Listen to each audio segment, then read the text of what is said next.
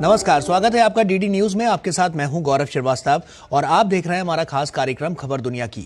खबर दुनिया की में आज की कड़ी में बात होगी रूस यूक्रेन के ताजा हालात की, इजराइल हमास संघर्ष में आए नए मोड़ की, दक्षिण कोरिया में डॉक्टरों की हड़ताल से परेशान मरीजों की और हैती के पूर्व राष्ट्रपति की हत्या के मामले में आरोपी बनी उनकी पत्नी की। साथ ही इसके अलावा होगा और बहुत कुछ, लेकिन सबसे पहले नजर हेडलाइंस पर।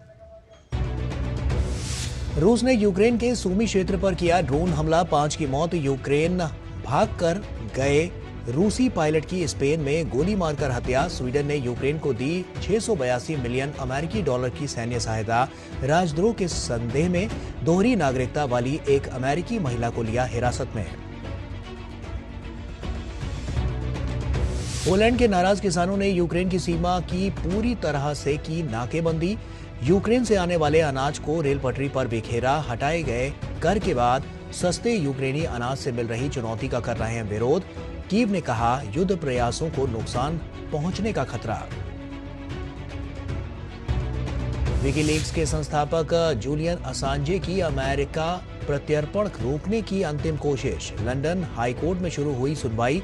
बीमार होने के कारण अदालत नहीं पहुंचे असांजे। गाजा में तत्काल मानवीय युद्ध विराम के प्रस्ताव पर संयुक्त राष्ट्र सुरक्षा परिषद में वोटिंग। अमेरिका ने किया वीटो, नहीं पास हुआ प्रस्ताव। अलग से अस्थायी संघर्ष विराम का पेश किया प्रस्ताव। इजराइल को भी दी चेतावनी।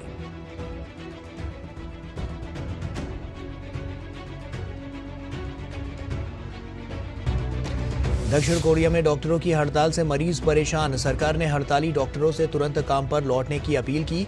नए डॉक्टरों की भर्ती का कर रहे हैं विरोध। राष्ट्रपति ने कहा, मेडिकल स्कूलों में सीटें बढ़ाने में और नहीं की जा सकती देरी।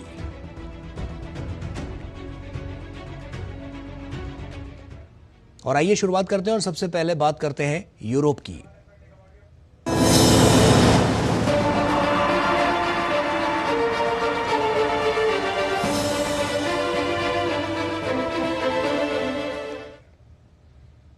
रूस यूक्रेन का युद्ध समय बीतने के साथ स्थिर होने की बजाय रह रहकर और तेज होता जा रहा है। दोनों देश एक दूसरे पर ड्रोन और मिसाइलों से लगातार हमले करते जा रहे हैं। मौजूदा समय में रूस ने यूक्रेन के सूमी क्षेत्र पर ड्रोन से हमला किया है, जिसमें 5 लोगों की मौत हो गई है। क्या है ताजा हालात, आइए देखते हैं। हाल के दिनों में रूस यूक्रेन युद्ध फिर से तेज हो गया है। युद्ध के मोर्चों के अलावा दोनों देश एक दूसरे के शहरों को ड्रोन और मिसाइल से निशाना बना रहे हैं। रूस ने उत्तरी यूक्रेन के सूमी क्षेत्र पर ड्रोन से हमला किया, जिसमें 5 लोगों की मौत हो गई। वहीं रूसी नियंत्रित शहर डोनेत्स्क के एक आवासीय क्षेत्र में हुई गोलीबारी के बाद कम से कम एक व्यक्ति की मौत हो गई, जबकि कई अन्य घायल हो गए हैं। डोनेत्स्क शहर 2014 से रूस के नियंत्रण में है, लेकिन यूक्रेनी सैनिकों ने इसके बाहर के इलाके पर कब्जा जारी रखा है और शहर को नियमित रूप से गोलीबारी का सामना करना पड़ता है। डोनेत्स्क उन 4 क्षेत्रों में से है जिसका रूस ने अपने देश में विलय कर लिया था। संयुक्त राष्ट्र समेत कई देशों ने रूस के इस कदम की कड़ी निंदा की थी। वर्तमान में रूसी जांच समिति के सैन्य जांचकर्ता डोनेत्स्क शहर के किवस्की जिले में गोलाबारी स्थल की समीक्षा कर रहे हैं। उधर रूसी सेना पूर्वी यूक्रेन के अवदीका शहर का एक वीडियो जारी किया है। इसमें देखा जा सकता है कि शहर पूरी तरह बर्बाद हो चुका है। टूटे हुए पेड़ सड़कों पर बिखरे पड़े हैं। अधिकतर घर बर्बाद हो चुके हैं। बचे हुए लोग बेसमेंट में रहने पर मजबूर हैं। यूक्रेनी सेना द्वारा छोड़े गए नाटो के गोला बारूद मौजूद हैं। यूक्रेन ने कहा है कि महीनों की भीषण लड़ाई के बाद सैनिकों को पूरी तरह से घिरे होने से बचाने के लिए उसने अपने सैनिकों को वापस बुला लिया है। पुतिन ने अवदीका के पतन को एक महत्वपूर्ण जीत बताया और रूसी सैनिकों को बधाई दी। हालांकि यूक्रेन का कहना है कि ये युद्ध का अंत नहीं है। यूक्रेनी सेना का कहना है कि सैनिक पूर्व में नई रक्षात्मक पोजीशन को संभाल रहे हैं ताकि रूसी सेना के आक्रामक रुख को रोका जा सके। हम तैयार स्थानों पर पीछे हट गए ताकि हम वहां अपनी रक्षात्मक क्षमता बढ़ा सकें। जितना बेहतर हम किलाबंदी करेंगे, जितनी अधिक खाइयां और डगआउट तैयार करेंगे, उतनी ही बचत के साथ हम अपने युद्ध क्षेत्र के कार्यों को पूरा कर पाएंगे। इस बीच स्वीडन ने यूक्रेन को 682 मिलियन अमेरिकी डॉलर की सैन्य सहायता देने की घोषणा की है। इसमें सैन्य उपकरण भेजने के साथ ही हथियारों के खरीदने के लिए नकदी भी देने का फैसला किया गया है। वहीं कनाडा ने भी सोमवार को यूक्रेन को 800 से अधिक स्काई रेंजर 870 मल्टी मिशन मानव रहित हवाई सिस्टम देने की घोषणा की है। हम यह भी सुनिश्चित कर रहे हैं कि यूक्रेन को नवनिर्मित रक्षा उपकरणों की खरीद के लिए बेहतर स्थितियां मिले। पिछले साल यूक्रेन भाग गए एक रूसी हेलीकॉप्टर पायलट को स्पेन में मृत पाया गया है। जांच से जुड़े करीबी सूत्रों के हवाले ने बताया है कि 13 फरवरी को दक्षिणी स्पेन में अलीकांटे के पास विजिलियांसो में जो शव मिला था वो कुज़मिनो का था। कुज़मिनो ने उस समय कहा था कि उन्हें सुरक्षा गारंटी, नए दस्तावेज और इनाम की पेशकश की गई थी। इस बीच रूस की संघीय सुरक्षा सेवा ने एक महिला को दोहरे रूसी अमेरिकी पासपोर्ट के साथ हिरासत में लिया है। यूक्रेन के सशस्त्र बलों के लिए धन जुटाने के राजद्रोह के संदेह में हिरासत में लिया गया है। वॉल स्ट्रीट जर्नल के रिपोर्टर इवान गेर्शकोविच सहित कई अमेरिकी नागरिक वर्तमान में रूस में कैद हैं। इस बीच रूसी अदालत ने इवान गेर्शकोविच की उस याचिका को खारिज कर दिया है जिसमें उनकी प्री ट्रायल हिरासत को 30 मार्च तक बढ़ाने की मांग की गई थी। गेर्शकोविच को पिछले साल मार्च में गिरफ्तार किया गया था। उन्हें जासूसी के आरोप में 20 साल की सजा सुनाई गई है। पिछले दिनों राष्ट्रपति पुतिन ने एक इंटरव्यू में कैदियों की अदला बदली के तहत गेर्शकोविच की रिहाई के संकेत दिए थे, लेकिन कोई समय सीमा नहीं बताई थी। और वहीं पोलैंड के किसानों ने मंगलवार को देशव्यापी विरोध प्रदर्शन किया। इस दौरान किसानों ने रेल यातायात से यूक्रेनी अनाज को जमीन में पलट दिया। पोलिश किसान इसे अपनी आजीविका को बचाने के लिए एक प्रयास बता रहे हैं। विरोध प्रदर्शन के कारण यूक्रेनी सीमा पूरी तरह से अवरुद्ध हो गया और लोगों को जाम का सामना करना पड़ा। यूक्रेन ने अनाज को रेल पटरी पर गिरा देने की घटना की राजनीतिक उकसावे के रूप में निंदा की है। कहा है कि इससे रूस के खिलाफ युद्ध में नुकसान होगा। पूर्वी यूरोप में प्रदर्शन इस बात पर केंद्रित है कि किसानों का कहना है कि यूक्रेन से बड़ी मात्रा में आयात से अनुचित प्रतिस्पर्धा हो रही है, जिसके लिए यूरोपीय संघ ने रूस के आक्रमण के बाद से कोटा और शुल्क माफ कर दिया है। और वहीं दुनिया में सनसनी मचाने वाली वेबसाइट विकीलीक्स के संस्थापक जूलियन असांजे ने अपने अमेरिका प्रत्यर्पण को रोकने की अंतिम कोशिश शुरू की है। मामला सैन्य रहस्यों को लीक करने से जुड़ा है। असांजे की बचाव टीम ने लंदन हाईकोर्ट में याचिका दायर की है और 2 दिवसीय सुनवाई में प्रत्यर्पण की मंजूरी को रद्द करने की कोशिश में है। हालांकि सुनवाई के दौरान असांजे बीमार होने के कारण कोर्ट नहीं पहुंचे। असांजे अपने केस को राजनीति से प्रेरित बता रहे हैं और इसे प्रेस की स्वतंत्रता पर हमला मानते हैं। उधर इटली के शहर मिलान में लोगों को प्रदूषण के चलते त्वचा में जलन और आंखों में परेशानी जैसी समस्याओं का सामना करना पड़ रहा है। ईयू के कोपरनिकस एटमॉस्फेयर मॉनिटरिंग सर्विस और इटालियन पर्यावरण लॉबी लेक एम्बिएंटे द्वारा फरवरी में जारी किए गए आंकड़ों के मुताबिक मिलान की हवा में सूक्ष्म कणों और अन्य प्रदूषक एजेंटों का स्तर हवा में कानूनी सीमाओं से अधिक हो गया है। बीते 18 फरवरी को PM10 कणों की मात्रा हवा में तय मानक से अधिक पाई गई। मिलान में इटली की लगभग 1/3 आबादी रहती है। मिलान यूरोप के सबसे प्रदूषित क्षेत्रों में से एक है। और वक्त यहां पर एक छोटे से ब्रेक का है, जल्द लौटते हैं। साल, बरस और सदी नहीं, एक युग गुजर जाएगा। उम्र न पूछो वंडर की, जब फर्क नजर आएगा। वंडर सीमेंट, फर्क नजर आएगा। क्या लड्डू हम यहाँ बैठे बैठे पैसे बना सकते हैं।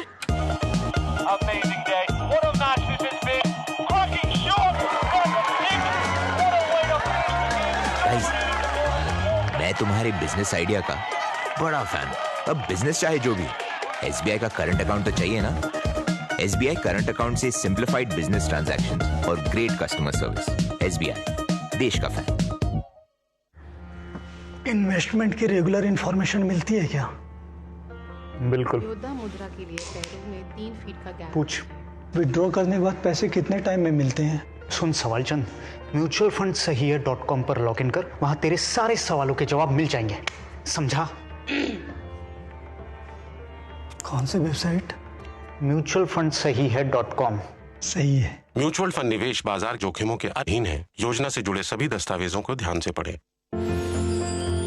साल, बरस और सदी नहीं, एक युग गुजर जाएगा। उम्र न पूछो वंडर की, जब फर्क नजर आएगा। वंडर सीमेंट, फर्क नजर आएगा। ब्रेक के बाद एक बार फिर से आप सभी का स्वागत है और आइए अब बात करते हैं एशिया की।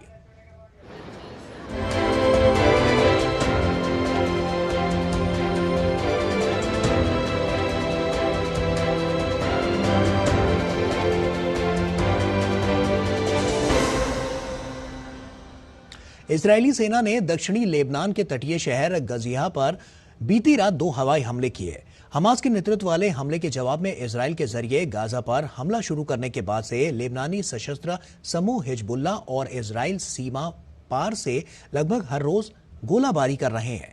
इस बीच गाजा में संघर्ष विराम को लेकर संयुक्त राष्ट्र सुरक्षा परिषद में अल्जीरिया द्वारा पेश प्रस्ताव पर मुहर लगी है। देखिए। इजरायली सेना गाजा में हमास के साथ साथ लेबनान सीमा पर हिजबुल्लाह के हमलों का करारा जवाब दे रही है। सोमवार देर रात को तटीय लेबनानी शहर गाजिया के पास एक क्षेत्र में 2 हवाई हमले किए गए।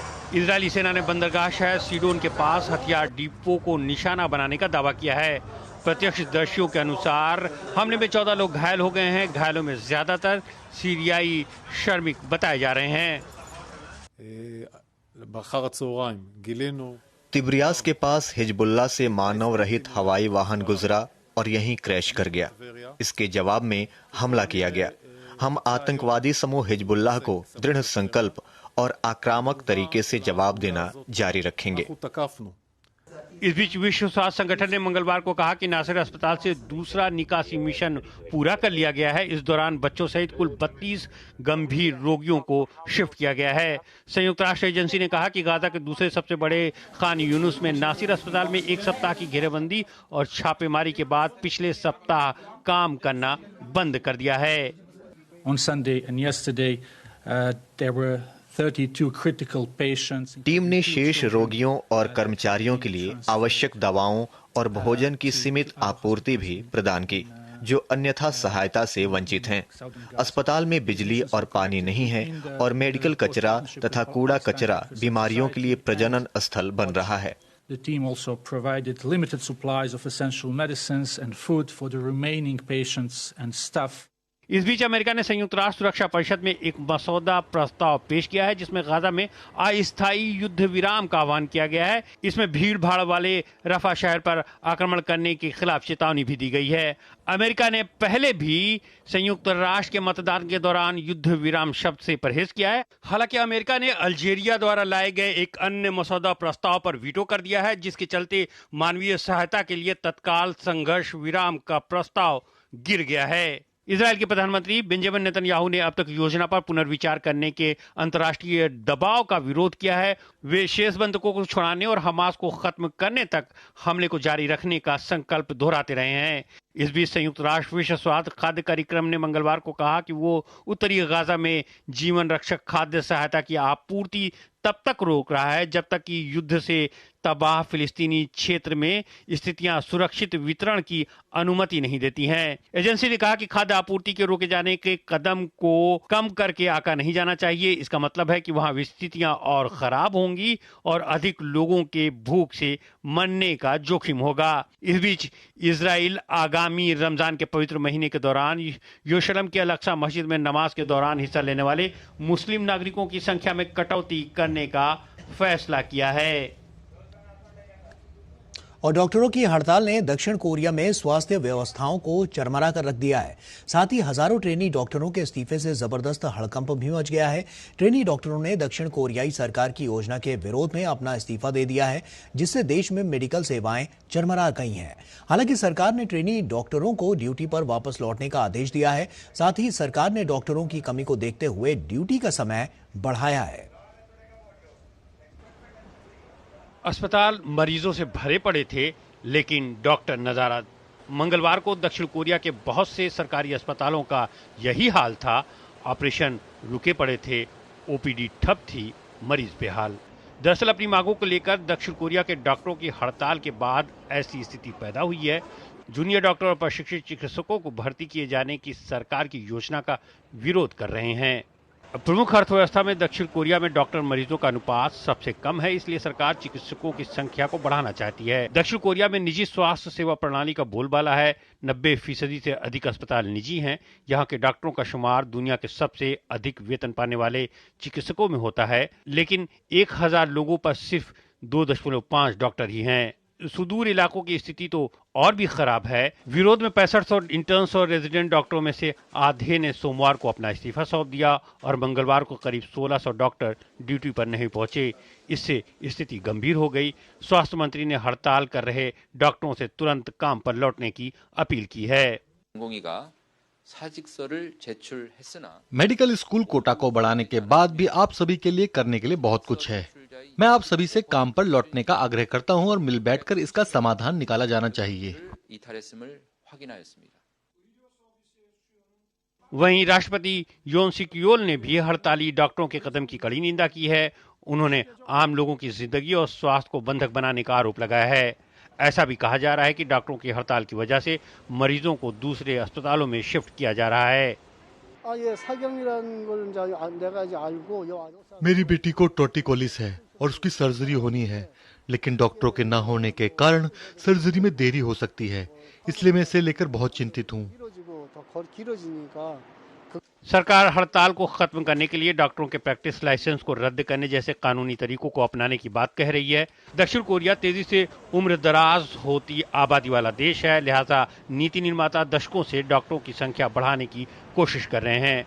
राष्ट्रपति यून सिक योल ने मेडिकल स्कूलों में प्रतिवर्ष 2000 स्थान जोड़ने का प्रस्ताव दिया है, जो कि 3000 से अधिक छात्रों के वर्तमान वार्षिक प्रवेश पर 65% की वृद्धि है। 2006 के बाद से इसमें कोई बदलाव नहीं किया गया है। अगर आगे कोई कदम नहीं उठाया गया तो 2035 तक 15,000 डॉक्टरों की कमी हो सकती है। 80% लोग राष्ट्रपति के इस प्रस्ताव का समर्थन करते हैं। मेडिकल स्कूल नामांकन में वृद्धि में अब देरी नहीं की जा सकती। यह तर्क और चिंता निराधार है कि वृद्धि से चिकित्सा शिक्षा की गुणवत्ता कम हो जाएगी। वहीं कोरियाई मेडिकल एसोसिएशन जैसे डॉक्टर समूहों का तर्क है कि वृद्धि से राष्ट्रीय स्वास्थ्य योजना के तहत उपलब्ध धन पर दबाव पड़ेगा। उनका यह भी कहना है कि विशिष्ट क्षेत्रों में कमी की समस्या को इससे हल नहीं किया जा सकता है।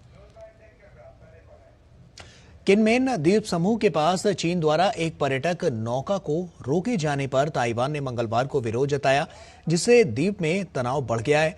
किनमेन द्वीप चीन के तट से कुछ ही दूरी पर है, लेकिन इस पर ताइवान का नियंत्रण है। ताइवान के मीडिया की खबरों में बताया गया है कि 11 चालक दल और 23 यात्रियों को ले जा रही नौका किंग जिया को चीनी तट रक्षक ने सोमवार को लगभग 32 मिनट तक रोके रखा। ताइवान के तटरक्षक नौका को वापस किनमेन ले आए। प्रधानमंत्री चेन चिएन जेन ने कहा है कि जनवरी में ताइवान में आयोजित हुए राष्ट्रपति के चुनाव के बाद चीन की सैन्य गतिविधियों के कारण क्षेत्र में तनाव बढ़ गया है और ताइवान इसे कम करने की कोशिश कर रहा है।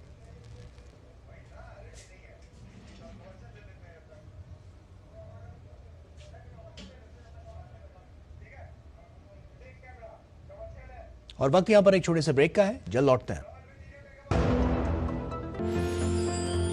साल बरस और सदी नहीं, एक युग गुजर जाएगा। उम्र न पूछो वंडर की, जब फर्क नजर आएगा। वंडर सीमेंट, फर्क नजर आएगा। Direct plan mutual fund schemes में खुद इन्वेस्ट करने का एक ऑप्शन है। म्यूचुअल फंड्स खुद ही सी, जैसे मैंने फिट रहने के लिए ट्रेनर रखा। तो दिखता ही है भाई। पर तू तो सेल्फ मेड है भाई। देख, मुझे फिटनेस की नॉलेज है तो I made my own training program. और तेरे ट्रेनर के पैसे भी बच गए। हाँ, सेम विद डायरेक्ट प्लान। यहाँ मेरे कमीशन के पैसे बच गए। सही है।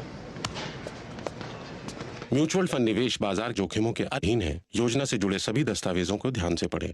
Hello Sheela this side. आपकी कंपनी से फोन लिया था, ये ऑन नहीं हो रहा। गलती से मिस्टेक। आप एक काम कीजिए, अपना अकाउंट नंबर भेजिए, पैसा आपके अकाउंट में रिफंड हो जाएगा। अभी भेजता हूँ सिस्टर। भाई साहब, यूपीआई कहता है किसी भी कंपनी से संपर्क करना हो तो उनके आधिकारिक वेबसाइट पे जाइए और करिए। अपने पैसों का ख्याल खुद रखिए, इनका मैं रखता हूँ। लाओ फोन रख, वरना आंखें निकाल कर। आप भी ये जानकारी शेयर करें और अपने आस पास के भोले को बचाएं।